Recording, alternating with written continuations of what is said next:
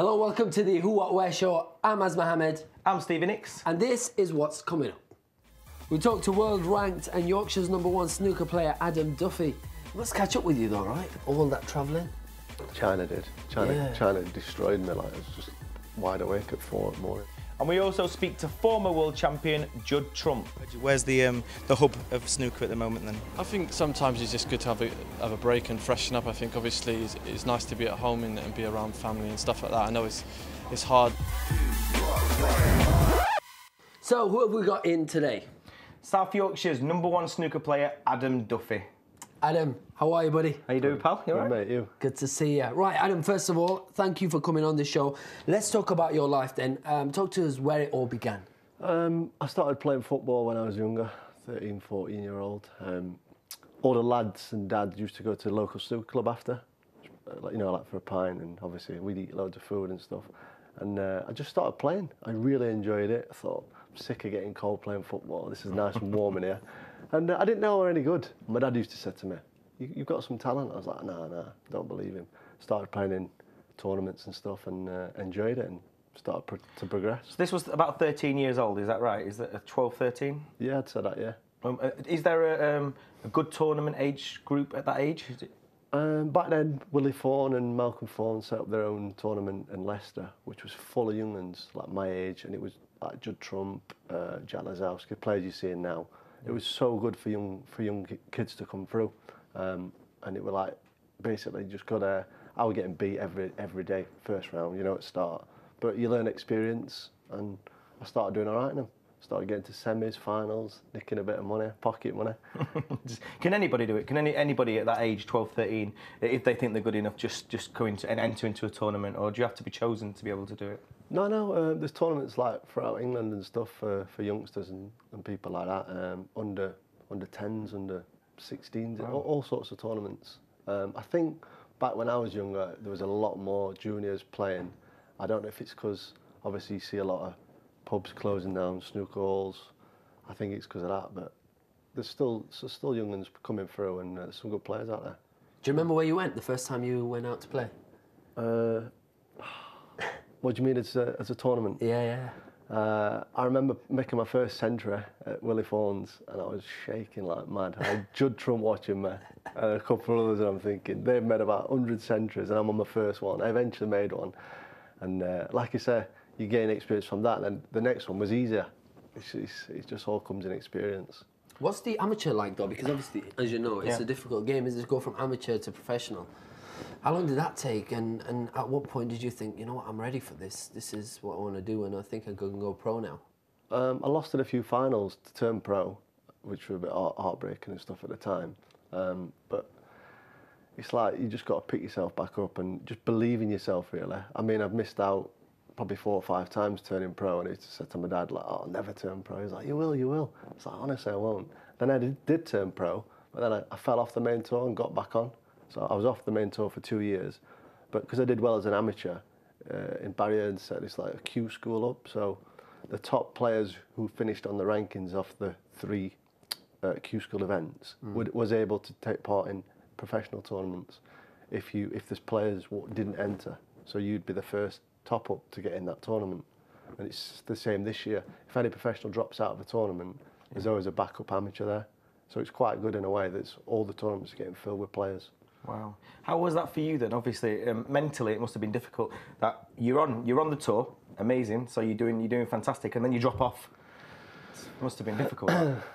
I just thought I was there. I used to love the nights out. Obviously, the high life sort of thing. 22-year-old lad. No one else in Sheffield professional. You do well in a tournament, people recognise you. You think, oh, this is good. Do you know what I mean? But then obviously you don't work as hard. But whereas other players have not done that and just worked. Like Judd, for example, just did nothing for maybe 8 years, and look at him now. Obviously, he's reaping the rewards. Do you mean not doing anything as in go out? Did he just give up some things in his life to get to where he is now? He just gave up everything, everything you can imagine. Obviously, partying. His dad was obviously telling him to get in at a certain time when we're at young tournaments at Pontins and stuff. He's just really dedicated, and I've learned from him, to be fair, quite a lot. Obviously, to take that into my snooker game and stuff, and it's paying off. But does diet play a key part in it? I mean, we all know football obviously has a key part, the diet, but as for snooker? I'd say so, yeah. Like Ronnie O'Sullivan runs every day, eats a lot of white fish, a lot of veg. So you could say obviously the best player in the world is doing the best. I think it's mentally, is that the mental bit of it? Like, yeah. You keep yourself mentally fit, mentally prepared, you play better because you feel better. Yeah, you know yourself, you've been to the gym, you come out, you feel good, don't you? No, but when you're there, I mean, how much does nerves play a part in your career or when you're playing on that table? Do you get them? Do you get quite I think if you don't get the nerves, you're not up for a game. Like, you want to be nervous. Any footballer will tell you they'll feel some nerves at the start of a match. As soon as they play that first touch, they're more or less in the game. But as a snooker player, for me, I always feel nervous.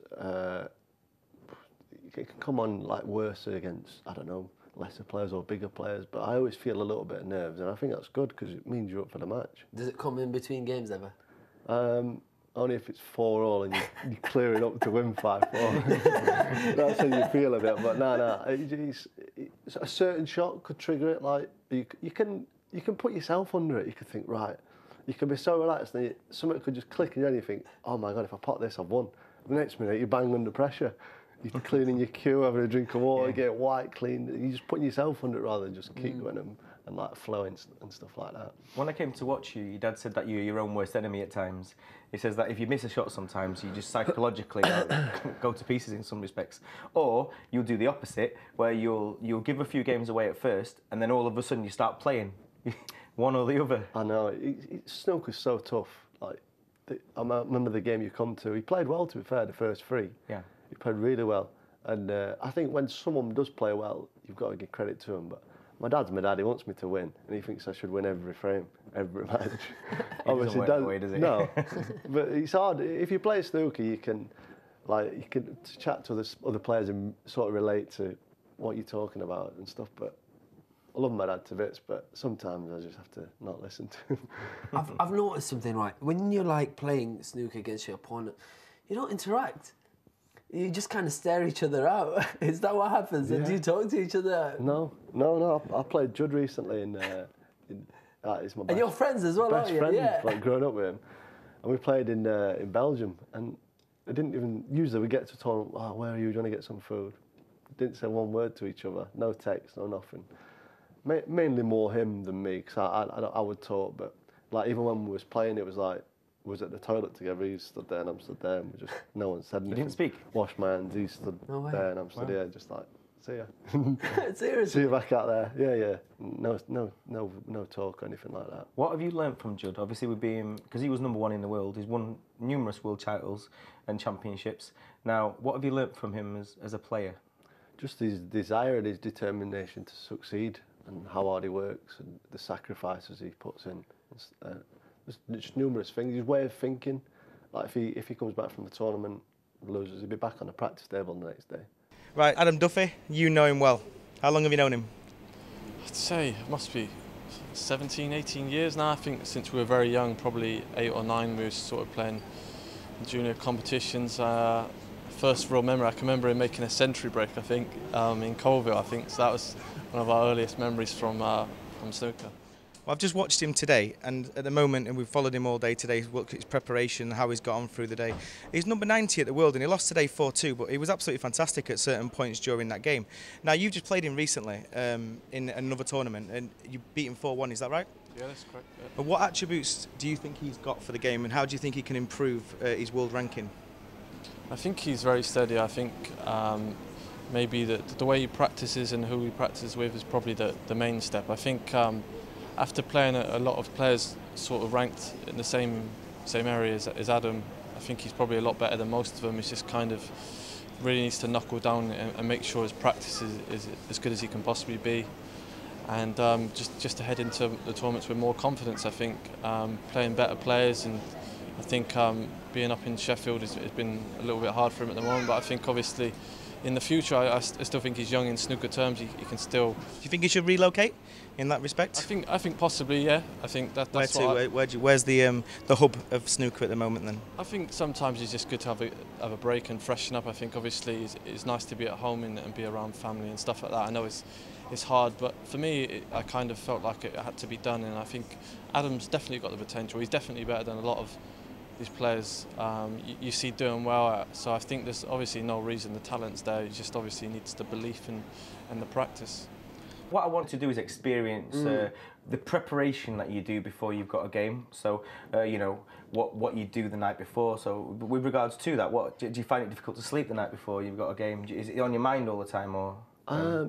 Not now, no. I had like single lad now and stuff, but I had a lot of distractions. I don't know, last year and a half and stuff. But I just like to just get in, do nothing. Sometimes I turn my phone off, just leave my phone off. In the morning, like you see me have breakfast.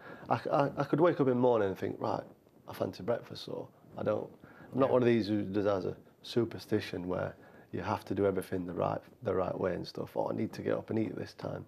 We come from my normal routine, breakfast in the morning, Mosborough. Then I'll obviously go home, chill out for a bit. Play at 1 o'clock today. Jimmy Robertson, very good player. Okay. English Open at Barnes and Metrodome, so looking forward to it, you know. So is this your preparation that you normally do when you're just about to go into a big game like you are doing today? Do you come for breakfast here and? Yeah, I like to just get out of the house for a few hours. You know what I mean? You're going to be in a big match, so I think each to their own. Obviously, a lot of people might think, oh no, I'd rather just chill out at home, but I like to get out, have some nice food, go back, relax, get changed, and then get ready for my game. What's next for you then? What's next? What do you see yourself in the future in the next 12 months? Don't know, I'm just going to keep working hard. I feel it in me, like a quarter of the semi-finals this season. Wow. I would be, like I've said it now, it might seem a bit big-headed, but I'd be surprised if I didn't, because my game's playing well. I'm playing well, I'm cueing well. And as a snooker player, you know when you're hitting the ball well or whatever, but I feel the quarters or semis, and hopefully it'll be in one of the big ones, the UK or... Do you give yourself targets? Yeah, in practice I do, yeah. Work on targets in practice. I don't think you can think too less. Do you know what I mean? I think you should think as high as you can to achieve anything. I mean, when I first turned professional, I had interviews straight away as soon as I played. And there was 8 of us, and all the players were like, oh, what's your ambitions this year? I was like, oh, I want to stay on the main tour. I went, oh, he goes, what's your ambition? I said, I'm going to finish in the top 64. Well, there was only me who finished in the 64. All the others, I think 6 fell off and 1 stayed on. So I finished in the 64. Have they got back on, or they just stayed off? I think some of them have, but some haven't. But I think you just got to set yourself goals, haven't you, and stuff. Should we set him a goal? Should we set him a target? Yeah, to win the World Championship. What, it's not a big one, it's all right. And it's in your own town. So you have you got an easier one? Not much to harder one. No pressure, man. Then, okay, then. So he's going to York on Thursday, okay. Yeah? So no, I'll accept the world. I'll accept the world title. Yeah, we'll be having that one. So I reckon 3rd round. 3rd round? Is that right? Yeah. No, slightly higher. Yeah? Yeah, 1 higher. Definitely. 4th? I think so. Come on. Definitely. I mean, you know what? I'd like you to win it. Oh, I would as well. Do you know what I mean? But you know what he's missing?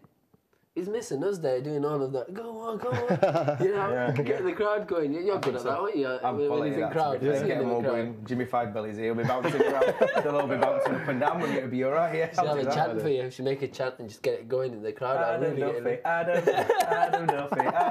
Adam Duffy. There we go. We can have that. We can give that to Carlos, can't we? Wednesday.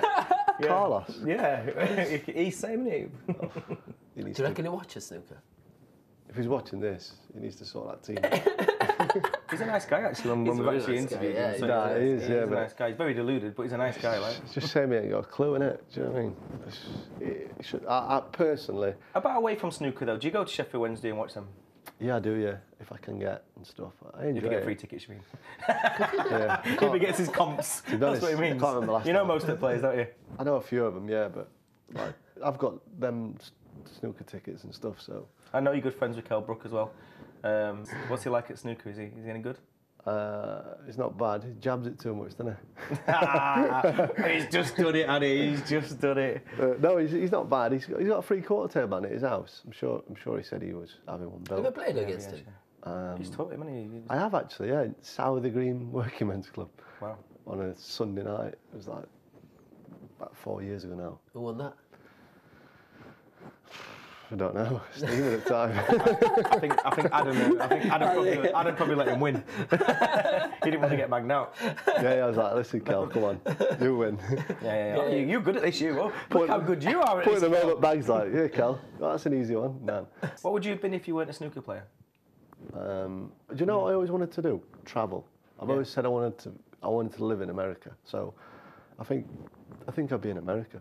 Okay. I just got up and gone. And do what? I don't know, just travel. I said to like my friends and my ex-girlfriend, let's just go travel, let's go. And like, I've always wanted to do it. Always wanted to do it. I don't know, but I know there's a lot. You're travelling now. No, but like just travel all in America's a massive place, isn't it? Yeah. Speak English. Yeah. So there's just so much to do there. The one thing that I do love a good about English accent there as well. The one thing that I like about America is that it's a positive place. So if you like win one game, they're over the top enthusiastic, aren't they? But they mean it. They're not false like, and that's the good thing about it. So if you were like a professional sports player over there, or if you didn't anything, I think you'd probably get more followers than you do here, because we're a very negative country. I think in this country, in a lot of ways. No, I don't think we're negative. I think we just expect a lot. Yes, that's exactly it. Yeah, the expectation. And our expectations are very high here, and obviously everywhere else they appreciate things a lot more. Like you mentioned, China.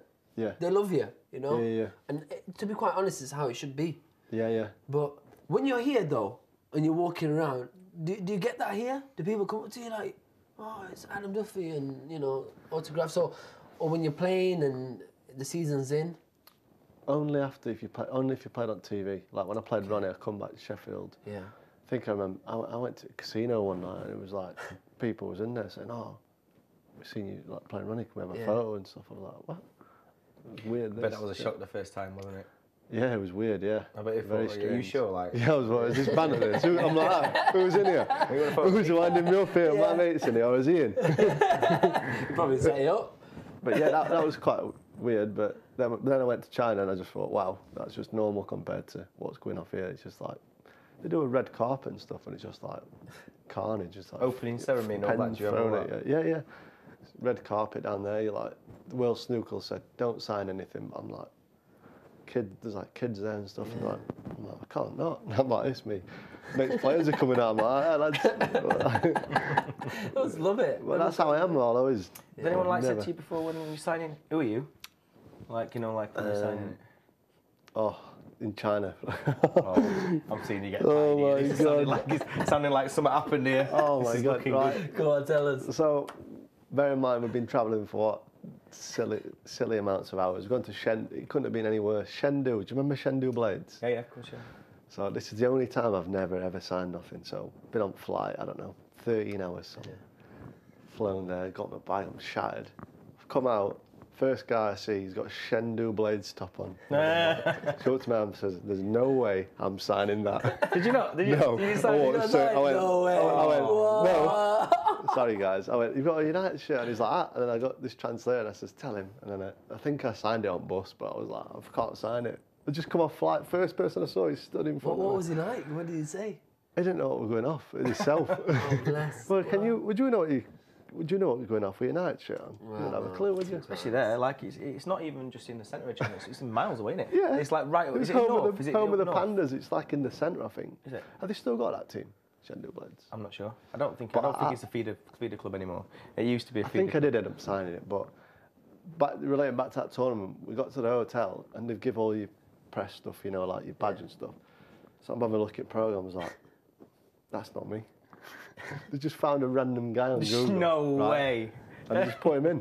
But whereas if you tap my name in Google, there's loads of images of me, and they must have gone for everyone and just not had mine, and they've got the wrong picked this person. guy out, this Russian guy, with like this stupid hat on, and put him in. So when people are coming to get me to sign it, they're like, "Where are you?" and I'm like, "I'm there. That's me." They're like, "No." That's class. No. So that was funny. That I was like, no. All the lads was just bantering me off about that. Like, Has that been the worst? so I seen the United shirt, and then I seen that in space for like 30 minutes. I'm out of the picture, yeah. This is going well for me, isn't it? Great tournament, yeah. Yeah, loving this place. What happened in that tournament? I got pumped 6-1, I think, by Marco Fu. Yeah, he did Thanks for your trouble. Cheers. Cheers for that. Another Yeah. 10 hours home. Decent. Well, at least you've been near the pandas. Yeah. You can always say that, you know, I was next door to the pandas. I know, yeah. Let's talk about the highest moment in your career then. When was that? I think got to be when I first turned pro. Like my dad were there and stuff. It was just a massive relief. You know, I'd been trying all these years, and for my dad to obviously fund me as a junior. Yeah. And obviously. Is it expensive? Oh yeah, it can be. Yeah, like you got to think about your petrol. But last year we had to enter all the. You got to think about your petrol. You see those prices now. Yeah. I know. But you got to think like all the travelling, obviously junior and stuff. But then as a pro, like last year we had to pay for all those tournaments. This year it's all free. Yeah. So how much is World it to get? Championships £700 to enter, and you could even lose first round and get nothing. Wow. Wow.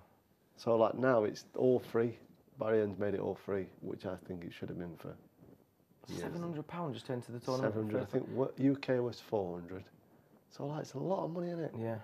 To find like if you're a player that's been struggling, you're thinking I've got to enter this. I can't afford it. Is that why you see a lot of players drop out of it? Do you Yeah, think? a lot. Like there's a lad called David John. His nickname Di John, a Welsh lad, and he can't afford to go in any tournaments because he's working all the time. Well, he can afford it, but he's not even practicing. So he's playing against like his last 3 draws have been like I think Judd, Ronnie, and Higgins, and he's been on TV. So he's not practiced because he's been working. What chances has he got against them on the TVs? Nervous as it is, not played. It's tough, really tough for him. How long do you want to play for? As long as I can. I want to play to at least, I don't know, 40, 45. Yeah? 28 now. I want to play until my bottle goes. Well, you can't you? That's the one thing about the snooker. There's no age limit, is there? Yeah, because you're not obviously running around as much, so that's a good thing about it, you know.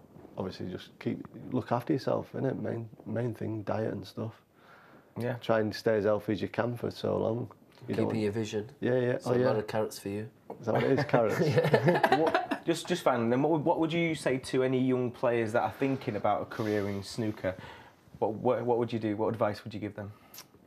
Just dedicate yourself, 100%. Don't stop believing.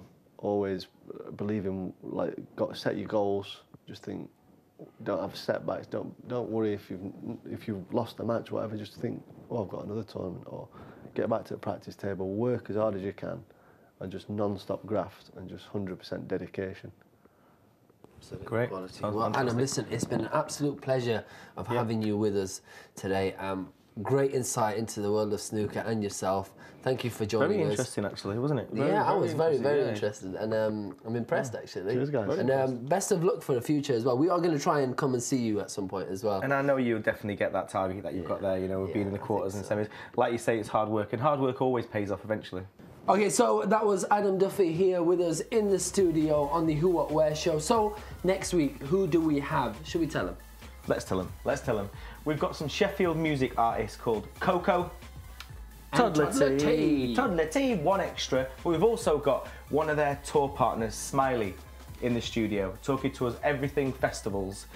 They've been to all the festivals this year. They've done Glastonbury. They've done everywhere. Festival, literally all the festivals you can think of. These boys are going places. And this is the urban scene, and we're going to bring you that next week. He's going to give us an insight into it all, and we'll see you 8:30 on a Friday. See you then. Take care.